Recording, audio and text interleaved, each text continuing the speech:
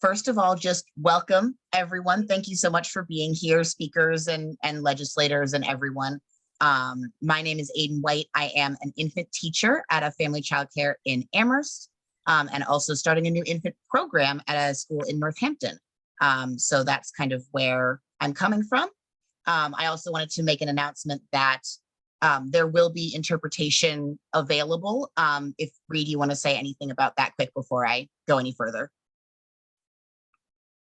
Yes, thank you, Aiden, and good evening, everyone. I am with the team of interpreters that we have tonight. We do have interpretation available for English and Spanish. So just going to make a quick announcement so everyone can connect to their language channel. In a moment, you'll see this globe icon on your screen right at the bottom, next to the word interpretation. If you can make sure to click on that and choose your language, that includes English if that's your preferred language.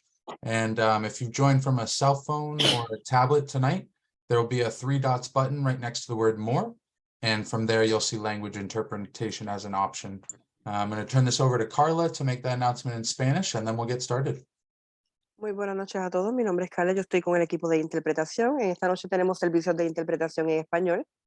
Pronto usted verá un icono en la parte de abajo con un globo que dirá Interpretation en la parte inferior de su pantalla de Zoom. Si usted se une de un celular, tendrá que hacer el clic aún en los 3 puntitos y entonces verá la opción Language Interpretation. Todos deben elegir el idioma en el que desean participar. Gracias. All right, thanks so much, Carla. And now everyone should see that globe on their screen. We'll leave a few seconds while you choose your language. Gracias, Carla. Ahora todos deben poder ver ese icono de un globo para seleccionar su idioma y empezaremos. And I'll turn it right back over to you, Aiden. Thank you. Yeah, and I actually am going to pop it over to Suzanne to introduce herself as well. Hi, my name is Suzanne Stillinger. I use she and her. I am a family childcare provider in Northampton and a senior policy fellow at Teach Plus. And Aiden and I are co-hosting this event and co-leading the early childhood educator working group at Teach Plus Mass as senior fellows together. So it's what's bringing us here tonight in collaboration with the Common Start Coalition.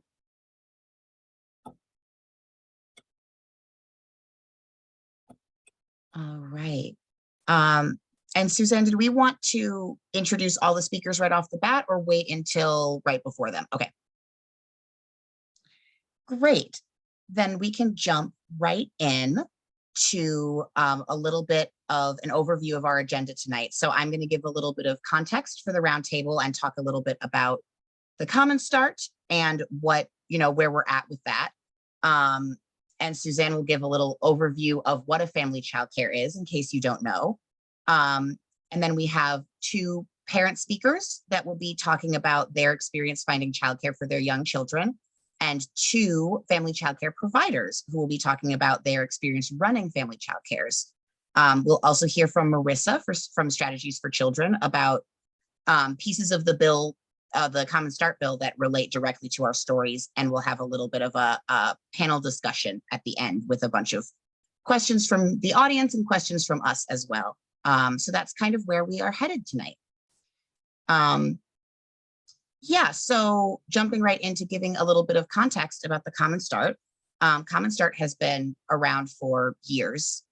Last year, we had a bunch of big milestones and victories, even though the bill didn't pass. The Education Committee released a bill that reflected the Common Start vision, which the Senate then passed unanimously. The fiscal year 2023 budget included a major down payment on Common Start visions, and the Economic Development Bill included an additional $465 million for early education and childcare, which is a huge victory. Hundreds of people have attended virtual roundtable series this last session, and we've had several lobby days and regional play dates with hundreds in attendance all over the state. There have been over 1,250 emails sent to legislators and over 360 calls made to legislators. For this session, we've currently filed 2 bills, and we're waiting to hear about a hearing. And so that's kind of where we're at with that. And I will pop it over to Suzanne now. Thanks, Aiden.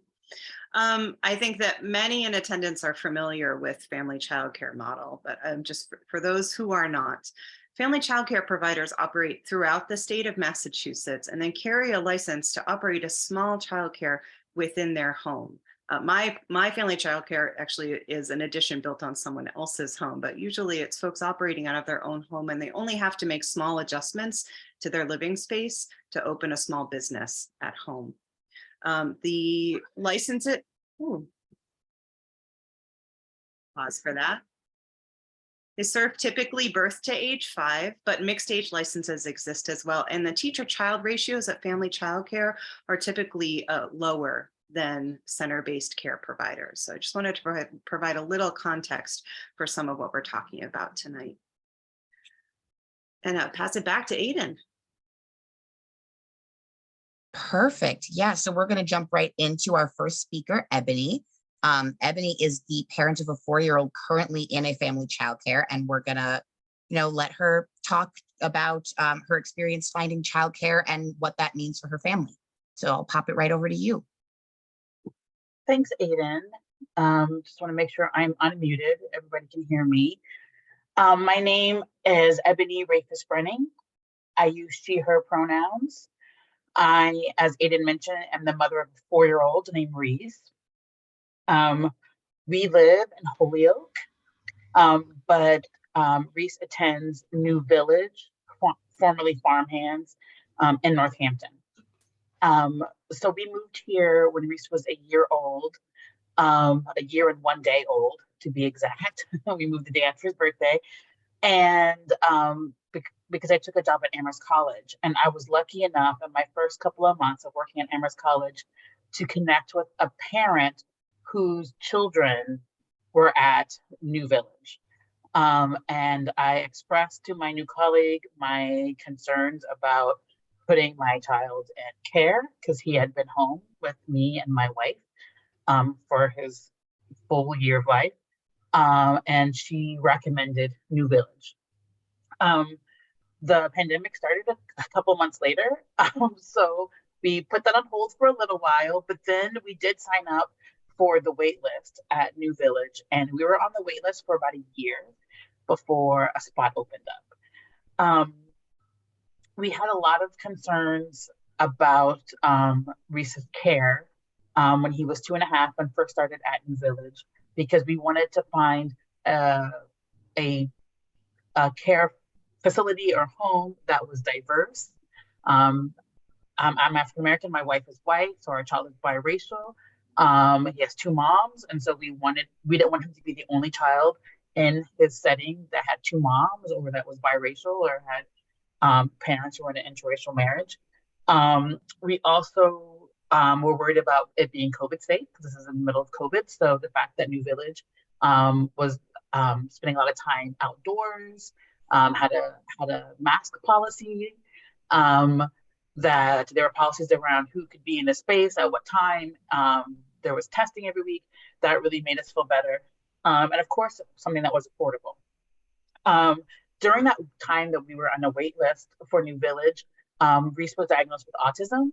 And so that became another concern. We really wanted him to go to a place that had a small, teacher to student ratio so he could get some individualized care. Some folks who were, if not already up to date on all the information and training around caring for autistic kids, were willing to get that training and learn. And even though halfway through his first year, he became eligible to go to public preschool here in Holyoke, we decided to keep him at New Village because he just thrived at New Village. And we've been so happy with his care there. I just want to say quickly, at one point, Brandis, my wife, lost her job. And we were really worried about whether or not we could keep him at New Village for 4 days a week, which he was currently at. And we were paying we needed to pay for 4 days a week. We only could afford 3, basically. And New Village was able to basically give us a discount or give us a break for about 5 months while my wife was looking for another job. And when she became employed again, we were able to go back to paying for the full 4 days. And we asked, do you want us to put us on a payment plan to pay back for those months we were paying for that day? And they said that wasn't necessary. So that was such an amazing relief to us as a family. It was the only reason we were able to keep him in care as opposed to pulling him out altogether. And I just don't know if that kind of thing would have happened if I was sent him to, you know, a larger care facility. So I think the small size of New Village, having like 10 students to 3 teachers, is really such a miracle, I feel. So very happy there. And I'll pass on to the next speaker. Thank you so much, Ebony. Yeah. I think our next speaker is also a parent. Emily is a co-owner of Riverland Farm and the mother to a toddler, and we're going to pass it over to her. Great. Hi, everyone. Thanks for being here. Thanks for including me in this. I think that this is a really great thing that is being worked on, and I appreciate the efforts that are being put into this. So as mentioned, my name's Emily. I am I'm the owner of Riverland Farm. It is a 40-acre certified organic farm in Sunderland, Massachusetts. And I have a 1.5-year-old as of this month. And we are in a slightly different care situation in that every week we piece together our care for our 1.5-year-old. And I'm very fortunate in that I am the owner of my business, and I am able to, if something comes up and need to make an adjustment to the care that we have for our kid, I'm able to kind of make that adjustment in my own schedule. It's not easy. I am still very much involved in our day-to-day at the farm. And so me being absent from the farm is hard, definitely. My husband is also, he is the manager at the UMass student farm. And so he has a little bit of a flexible schedule in the wintertime. But in the summertime, or spring through fall, he has students and his schedule is not very flexible. And so we are actually in kind of a unique position, as many farm workers are in this area, where we actually need care, particularly through the summer. That presents its own difficulties in that many care places or care facilities, both large and small, only offer school year opportunities, and even for infants and younger children. And that can present a really difficult thing for both farm owners as well as farm workers in general, where the height of our season is really when all of school is off. And so needing childcare for those hours, and probably the longest hours needed in that time period, is really, really hard to come by. As it stands right now, we are on, I think, 6 different wait lists for different programs. I was told when I was pregnant to put him on a wait list, and I honestly thought it was a joke and didn't do it. And I wish that I had, because I didn't actually think that people would take him or take a baby that was not born yet. I thought that was just a thing for New York City, honestly. So I didn't do it. And I wish that I had, because I think that we would be in a better situation where we are not piecing care together on a weekly basis. Additionally, right now, we rely on my husband's 75-year-old mother to care for him twice a week. And although it is free, it's hard on her. And I think she loves it because it's her grandson and she's happy. But I also think that as a 75-year-old, taking care of a 1.5-year-old is a very challenging thing. And so it's, we know that this is it's a short stint. It's not something that is going to be forever for us. I guess the final kind of barrier for us and for many farm workers, probably even more so for general farm labor, is the affordability of care. And I think finding care opportunities where there is an understanding of, some sort of, like Ebony was explaining, some sort of discount in a situation where something changes in your life. Family care centers make sense in that regard, and that there's a lot more connection with folks who are taking care of your children. It's a much smaller organization. There's a lot more understanding of familial dynamics and things that happen in life. And I think that when it comes to affordability, I do feel that farm workers are very, that's a huge barrier for farm workers, as well as farm owners. And it is something that I think could be very much supported through bills and legislation around supporting the folks who feed these communities by providing care for their children, so that we can all grow good food. I think that's about it. Yeah. Thank you so much, Emily. I really appreciate you taking the time to talk about that specific perspective, the business owner and a farm worker. I want to bring in the perspective of the two family childcare providers we have tonight. And I want to start by introducing Soledad. Soledad is a family childcare provider in Northampton. And I want to pass it to you right away, Soledad, to just tell a little bit more about your work and your experience as a provider. Sure. Hi, how are you, everybody? Thank you to be here. Thank you to invite me to be here. Well, I gotta start saying that as you can tell, I'm so new, even in the country, even though I have been in the country for 10 years and I have been working in the education field for all those 10 years, and I have a lot of experience taking care of kids.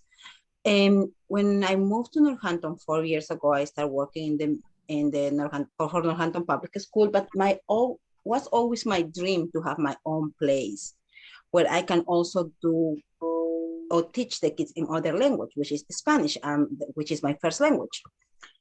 And back like 5 years ago, when I was working in one of these Montessori programs, fancy Montessori programs in Belmont, Massachusetts, I used to be an assistant teacher there. I always get fascinated for the way like how quality of education can help so much our kids.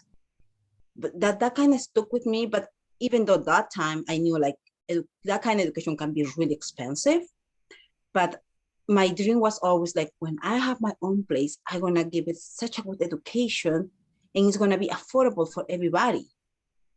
You know, because I think everybody deserves to have a good education, especially in this young age. So I opened my place. Take me so long. I relied with Emily about the waiting list and all of that when I was pregnant. When I was thinking to get pregnant, I said, like, I'm gonna open my daycare, so then I'm gonna have my daycare. Didn't work out that way. They gave me the license when my child was almost 1 year old. So, you know, that was another story.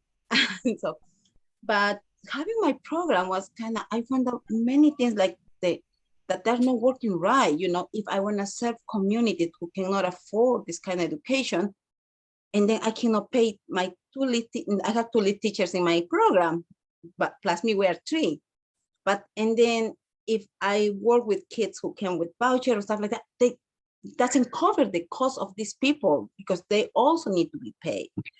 So I'm lucky enough to have a waiting list, and also I have, like, when I opened my program right away, I was full already. I didn't even advertise or anything. And I have people calling me all the time, and I have pregnant mothers now calling me and telling me, like, you know, they want to put in their kids in waiting list. And I spoke with one of my supervisors from ESC the other day, and I told him, what can I do? I have 2 extra teachers helping me in the program. We are 3 grown-ups. And what can I do to have more kids? They told me, like, you can have, because you are so new, you can have 2 more spaces, but that has to be for kids over 5 years old. They cannot be younger kids. I said, like, but we are 3 grown-ups here. Like, we can't do it. And but say, like, no, that's the rule. I said, that's okay. I can wait. I have to wait other 3 years to have 10 more kids. Meanwhile, the waiting list keep growing. I don't know what to tell. I feel for these parents who really need care for their kids. I value the education, especially in this young age. But it's, you know, it's, first of all, I'm learning how to navigate these programs. I can take care of the kids. I can provide education. I can run inside my house or inside my place. I can provide what it is good for them. But the things like outside, the resources or information or what do I have to do, that's different. It's challenging for me. And the only thing that I can do is, like, when I have a doubt or something, I have to call my supervisor and ask her, and always it's kind of like no, it's nothing to do, you know. So a few weeks ago, and that's why I found out about the voucher program. I was in one of these meetings because I want to be a voucher provider because I have one family who cannot afford the daycare. And they told me like they will, if I work with vouchers, they will give me $42 for kid for day. You know, and I was thinking like, who think what's happening? That is not the value of education. We have to pay other people. Who's gonna survive with this money? And there is not a way that one person is gonna have six kids. No, that cannot work. You need more than 2 people to watch the kids really well and take care of them. And it's not gonna work if they say like, well, I mean, if you just work with this kind of system and then you have to work by yourself, and there is no one who can do that job well done, unless you have, I don't know. I hear that can be true or no, but I hear like there are places like they just put the kid in front of a big TV or something like that. Those our kids don't deserve that. Our kids in that age, especially in that age, deserve better. And I feel like I don't know how this is gonna change, but we need a big change here in this moment for our kids because they are our future, you know. And I care about them, and I want to serve my population. I want to, but right now at this moment, I just feel like it's nothing to do. It's, you know, just you have to take the kids who can afford, parents can afford, and which is nice for them, but also the other part of the community who cannot afford expensive education, private education, and they are going to end up staying at home in front of the TV for many hours because that is the other babysitter system that other families can use also. And I don't know, I'm so new in this, so I can manage what is inside my place, and I love my program, but outside is so little that I feel that I can do that make me mad. Thank you. Thank you so much. And you're new to family childcare, but you're not new to education. No, I'm not new to education. No. Not new. Yeah, thank you so much for sharing your perspective and experience. I want to turn toward our last speaker, Kim, who runs a family childcare in Cheshire, Mass. Kim, thank you so much for coming tonight. I'll pass it off to you.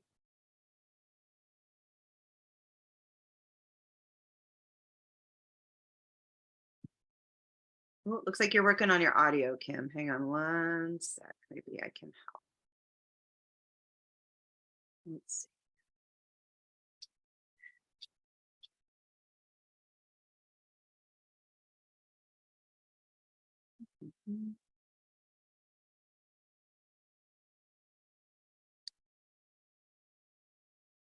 Right. Oh, can you hear me now? Hi. I'm so sorry. I've done a million Zoom meetings. I have never ever done it on my phone. My computer, I don't know what's going on with it. So I feel like I'm blind trying to do this. I don't know what to do on my phone. So I hope everybody can hear me. Yep, you're good. Great. So my name is Kim Grady. I am a family child care provider in Cheshire, Massachusetts. I have been licensed and operating for 25 years. Out of my home. Started when my boys were young and just kept it rolling. Put a few additions on. I now work with an assistant, which makes it much better because I was one and only for a long time. So there's a lot of us out there that do have 6 to 8 children by ourselves. I did that for many years. I work with children as young as 2 months old, up to 12 years old. So I've had up to 10 kids in my care, including my own, with just myself. Multi-age. Cheshire is very rural. There is not a lot of family child cares around or even center bases. Since the day I've opened, I have had a wait list, constant. And through the pandemic, so many providers closed that I now am not even, people call me and I'm like, I'm not even taking names. It's so sad because my wait list is years deep. Infants, beyond. It's crazy how many infant calls I get, and I feel so bad. Obviously, I only have 2 spaces for infants. I actually have 2 starting in September. I have a bit of a change, so I have a couple more coming in. So recently, what I've done is I became a certified mentor. I don't know if anybody has heard of the mentorship program yet that Union has started, but we are trying to help new providers or anyone that wants to become a family child care provider. So what I will do is I actually work with a mentee right now, and she is working to get her license. So I am working her through the application process, the training programs. I'll help her, get her home certified, ready for licensing. And it's great. The C3 grant money has been wonderful. I've actually been able to do a lot of improvements to my facility, which were needed. One of my suggestions is, because we do have such a huge wait list, is to try and get grant programs for new providers to try and, I don't want to say entice, but to try and help new providers. We all know it's so costly to set a program up. And not everybody has that. And not everybody will be full right away. I mean, you could be full in 3 months. You could take you 3 years before you're full. To have some grant money set aside for these new providers to say, we're going to give you X amount in your startup costs or for your training or to get your facility license ready, I think would be really good use of that money. And as you said, if I am a voucher provider, I do accept voucher. And yes, $42 a day is really low. It, barely pays for things, but I have so many families in this area that just can't afford not to be. And I actually have a few that private pay, that mom and dad work and they make just enough to not qualify for those vouchers, and which is sad. I think the scale on that needs to be adjusted, for working families who are, just making it. And obviously we need that voucher incentive to go up for us providers to be able to accept them, because as you say, $42 a day is not enough to provide good quality. I mean, I do provide good quality care, but I provide all meals and snacks. And I do belong to the state food program, but again, they pay us pennies. And it's hard to keep going. We definitely need more. Well, I think that's about it for me, unless anybody has anything else. Oops. No, Kim, Kim, that's fantastic. Can you hear me okay? You I can. I'm sorry. I lost you again. There I am. You see me? No, thank you so much. Good. Thank you so much for sharing all of that. And you may have heard something one of these speakers said that you want to ask them to expand on. So I want to start our discussion period just with a general prompt to talk about what makes family childcare providers really unique in Massachusetts. And while we're talking about that first point, if you have a question for our panel or a specific person, you can drop it into the chat and we'll go through those after we talk about this first piece. But, family childcares are unique in early childhood. They offer a certain amount of flexibility. Some providers have a GED and they have their license, and some providers have master's degree. Some, through word of mouth, end up serving niche populations and are able to provide culturally competent care to young children in ways that can be really challenging for larger childcare centers. Our smaller size also makes it easier to foster a sense of community amongst the families we serve. And early childhood sits at the intersection of a lot of issues that we're talking about today. Because women of color are overrepresented in the population of early childhood care providers, and because family childcares offer an opportunity for women to start their own small business without facing the barriers of degree requirements to open that business, and with some flexibility around the cost of starting up a business versus finding a space outside the home, the family childcares really are a unique a unique entrepreneurial option for people in this state. So I just wanted to highlight those two issues. And I wondered if there was a provider or a parent or an advocate who can speak to the ways that the flexibility of family childcare, and I know Ebony, you touched on this quite a bit and quite beautifully, but if you can talk about how the flexibility of the family childcare model has benefited you. Absolutely. I could speak again. Can you hear me, Suzanne? Good, great.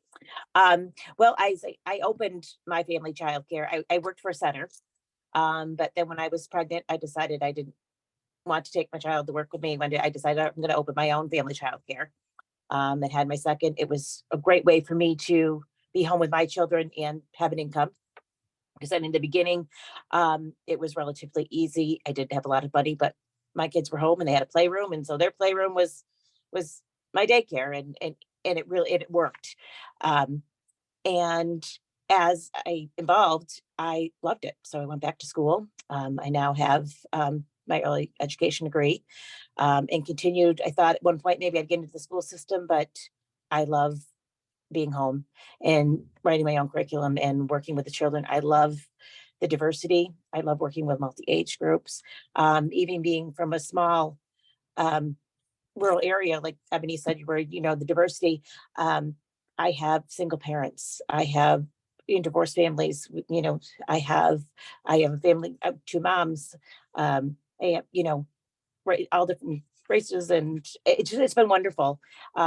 Just a big melting pot, and I love my families. I also do a family picnic in the summer, and we do a big Christmas party in the winter. I love just getting my families together to know each other, and it's wonderful. I'm open, and honestly, when I started, like you said, I was open from 6 a.m. to 6 p.m. Monday through Friday, and I did weekend care. There was just such a need. And as my kids got older, I scaled back a little as I got older. So I'm now open 5 days, 7 to 5. And it is wonderful to be able to, I joined this mentorship program. I was reached out by the union, and it took me 6 months to get certified as a mentor, and I'm enjoying it. I've just started. But we really need we need more good family childcare providers. We need more care. There's such a weight out there. We need to be able to, and it's great. When I got licensed, I was kind of blind, didn't know what I was doing. So it's nice to have someone with experience and education to help new providers open. So I'm excited about that. Thank you so much, Kim. While folks are leaving more questions in the chat, if you have them, I want to turn the mic over to Marissa Fear, who is joining us from Strategies for Children, to lift up some specific pieces of the bill that can relate to some of the stories that we're hearing tonight. And Marissa, I wonder if you could just start by saying a quick little bit about Strategies for Children. I'd be happy to. And thank you, Suzanne and Aiden, for hosting this conversation. This has been incredible to listen to tonight. It's made me think about a lot of things. I'm sorry if you hear a little background noise. I'm actually visiting. So I'm a former early educator and center director. I'm visiting my program right now. I'm getting dinner with some coworkers after this. So you can hear the kids rumbling in the background as they're all getting picked up and heading home right now. I think I'll actually start with Emily's point. I think you said it really well, that I'm just so thankful that the conversation is focusing on early education and childcare right now, that there's this attention to this issue, that the pandemic has brought that up, and that in Massachusetts, whether it's in the legislature or in our state government or in the early education and care community, there is such a focus and a want to kind of come together and figure out a solution to this, because I think we all can acknowledge that there's a problem, that fundamentally the system that we have in Massachusetts right now isn't working for families, isn't working for early educators and providers, and isn't working for children. And that, I think, is the first step in any kind of conversation. So I would just start by saying that this legislation, this bill, is really the first step. It is putting forth ideas and a way to move forward, but lots of times when you pass a bill, implementation, and then when you think about funding and sort of the investment needed to make those ideas a reality for children and families, that comes next. So This is one important step. It is an exciting step, and looking forward to seeing this bill pass this session, but it is just one step, and that there are, many points of engagement moving forward, whether it's in sort of providing feedback on the bill itself, providing feedback in the implementation process, and thinking through sort of other points of investment or ways that we can strengthen the system. So like Kim, your suggestion about grant programs and ways to sort of start up family childcare is another fantastic sort of complementary idea that we can think about for how do we support early education and care holistically. So I would like to share, I think first, that if you haven't already read through the entire Common Start bill, it's long, there's a lot.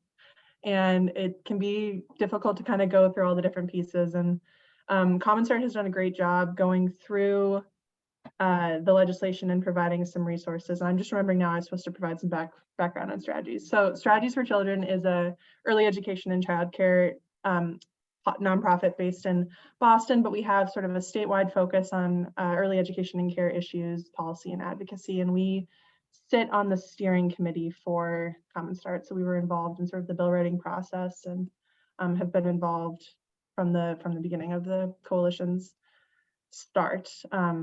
So back to the Common Start and why we're here today. There's some really excellent resources online that I'm going to go ahead and put in the chat. And if you haven't taken a look at any of that, oh yep, James got them. So take a look at some of those. And if you have any questions, I'm happy to sort of schedule any follow-up conversations. And I know Common Start in general is really committed to this priority as well. So wanting to make sure that there's a good understanding of what the bill says, of what we're trying to do.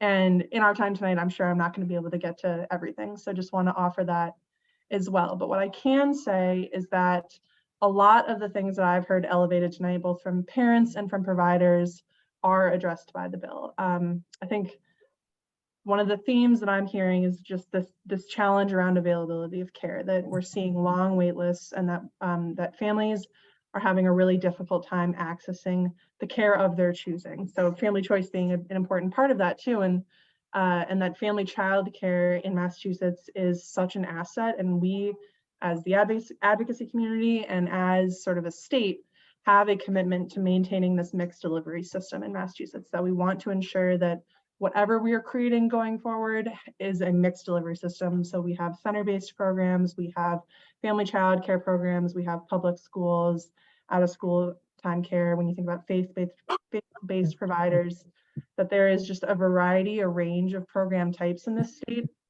And that's the way we want it, because that provides families with the choice that they deserve to have in care arrangements for their children. I think one of the reasons why we're seeing such a challenge around availability of care is that fundamentally the business model for childcare in the state doesn't function appropriately. So parents cannot afford the high tuition rates, providers can't afford these low reimbursement rates for providing care to low-income families. And one of the things that the Common Start legislation does importantly is it sort of changes the way that we pay providers. It would increase the income eligibility threshold for families so that more families can qualify for financial assistance, change sort of the process for determining the rate structure so that when we think about paying providers to provide this service to families, that we are providing them with the full cost of care, and calculating that in a very different way than we have in the past. And I also heard sort of a reference to this. Can I just jump in really quick, because I want to thank Rick Lay for coming today. She know, that she has to step out, but I want to personally, she's a co-sponsor of the bill, but I just want to thank you for coming, Representative Lay. Thank you so much. Sorry to interrupt, Marissa. No, that was perfect. Yeah, please cut me off whenever. I'm happy to. I'll do about one more minute or so, and then I'd love to hear any questions and kind of jump into the discussion part. But the C3 grants and sort of thinking about this idea of bedrock funding and how do we complement the per child or enrollment based funding either through parent tuitions or through subsidy reimbursement rates with this stable funding mechanism that is there for providers, that allows us to make some investments in staffing and educator compensation, that allows programs to invest in quality and allows programs to sort of maintain or decrease some of those high tuition rates that we're seeing right now. So that is one sort of large, big picture idea that I think is really important to bring up in the legislation, that we're sort of fundamentally changing the way that this business model currently works, and hopefully for the better. So I will pause there and see if there's any questions in the chat, but happy to be here with everyone. I don't have a question, but I do have, I guess it's kind of a question, a comment. So one of the things, the reasons why our family childcare is so beloved by me, my wife, is that when we got our child's autism diagnosis, we were able to meet with the teachers and talk to them about the kind of care they provide, talk to him about accommodations. He has a speech delay, so communication was difficult, and we talked about sign language and using alternative, communication devices. And what has really been great for us is that the teachers in his program are willing to do professional development opportunities and classes and take webinars to like educate themselves so they can be the best providers for Reese. And I see here in the bill that that is something that's in addition to raising salaries of these well-deserving teachers, also providing more funding for professional development. And so I just want to say that I think that that is something that is really important, because as more and more kids are diagnosed as autistic or ADHD or sensory issues or,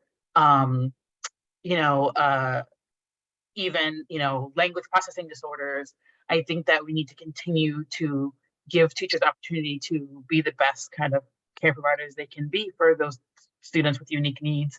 And I just been very lucky that after a year we were able to get into New Village. But I feel like every child deserves to go to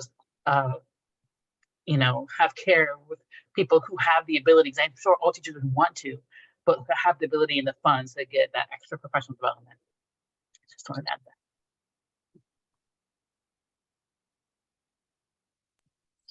Thank you, Ebony. And I want to give a quick shout out to Chrissy D'Agostino, who's on this call and who is very much responsible for some fantastic professional development specifically about this. So I'm so glad to hear that. I hope you're hearing that feedback too, Chrissy.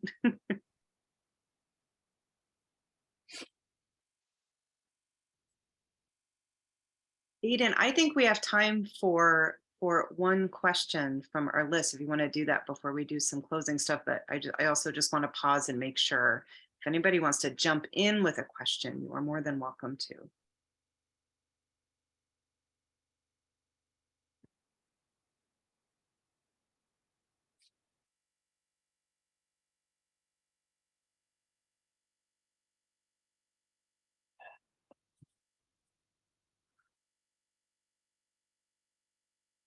All right. If no one has anything pressing to ask, I do have a question that I have been thinking about as a person who most usually works with infants, right? Like, I see a lot of changes happening over the course of an infant's time with me as they, grow so fast at that age.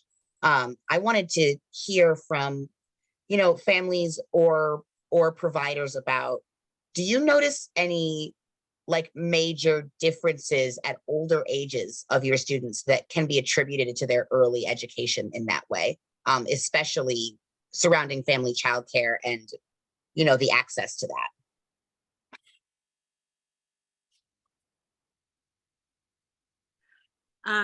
I can speak to that a little bit. I run a family childcare in Montague, and I have my master's degree in education. Just a little background, I've been teaching for 28 years. I've taught center-based public school. But anyways, back to Aiden's question. I definitely know, I only take children ages 2 to 5.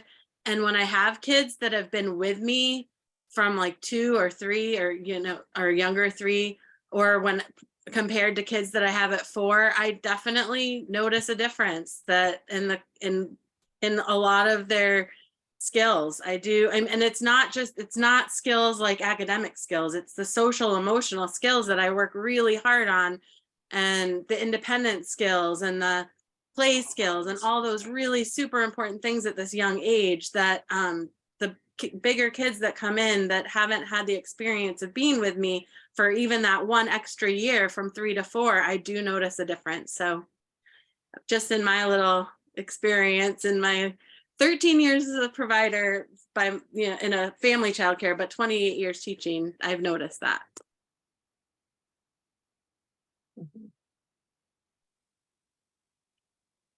I can jump into that too.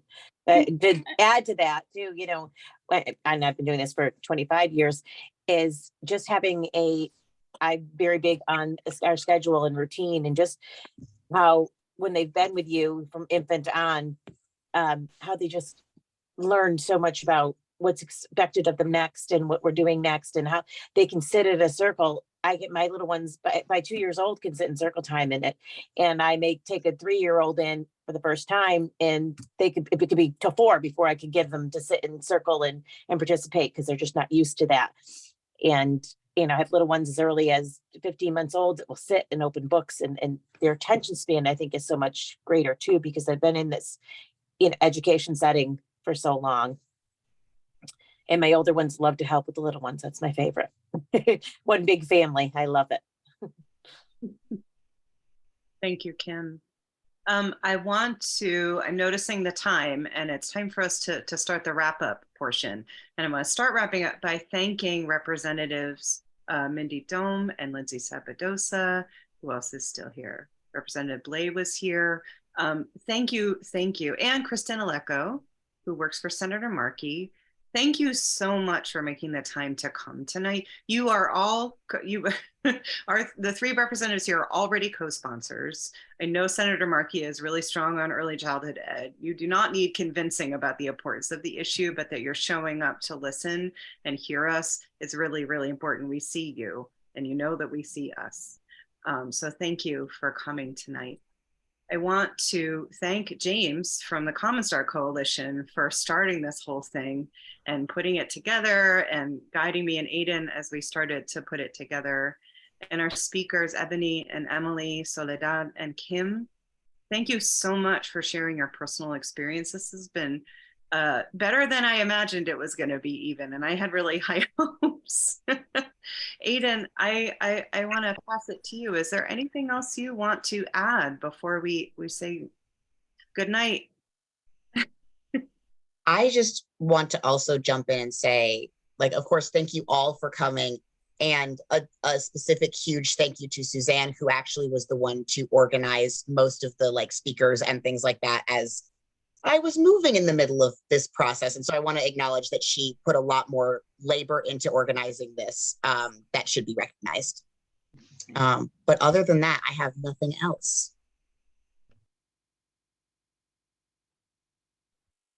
Well, thank you so much, everybody who came. It's really, really appreciated. We're so farther along in this conversation about early childhood education legislatively than we were even 5 years ago. The governor's talking about it, the president's talking about it, where I'm really, really hopeful this year that we're going to move the needle really significantly. And thank you all, because you are all a part of doing that work.